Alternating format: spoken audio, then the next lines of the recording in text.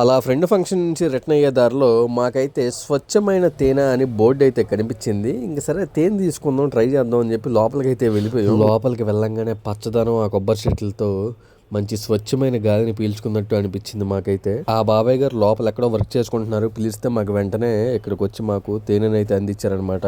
KG 300 చెప్పారు. ఇంకా మా ఫ్రెండ్ నేను ఉందామని ఒక 2 హాఫ్ కేజీలు అయితే ట్రై చేసాం. కేజీ తేనె 300 అంట, మరి రీజనబుల్ కాదో మీరు కామెంట్ చేయండి. సరే స్వచ్ఛమైన తేనె అన్నారు కదా, కొంచెం చేతిలో కూసంత పోసుకొని టేస్ట్ చూద్దాం అనిపించింది.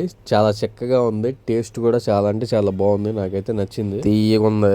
పామాయిల్ చెట్లు ఇదిగోండి ఇక్కడ ఉన్నాయి. అండ్ ఇక్కడ ఈ బాబాయ్ గారు అయితే తేనె ఫార్మింగ్ చేస్తారనమాట. ఇక్కడ మాకు కొంచెం ఇన్ఫర్మేషన్ అయితే ఇచ్చారు, ఎలా తయారు చేస్తారు ఏంటి. ఆ తేనెటీగలను కూడా బయట కొనుక్కురావాలంట. మనకి అరకులో ఉన్న విధంగానే ఆ తేనెటీగలను బాక్స్ లో పెట్టి ఫార్మింగ్ అయితే చేస్తారనమాట. ఇది నెక్స్ట్ వీడియోలో డిస్కస్ చేద్దాం. ఓకే బాయ్ ఫ్రెండ్స్, మళ్ళీ కలుద్దాం. సబ్స్క్రైబ్ చేసుకోవడం మాత్రం మర్చిపోకండి.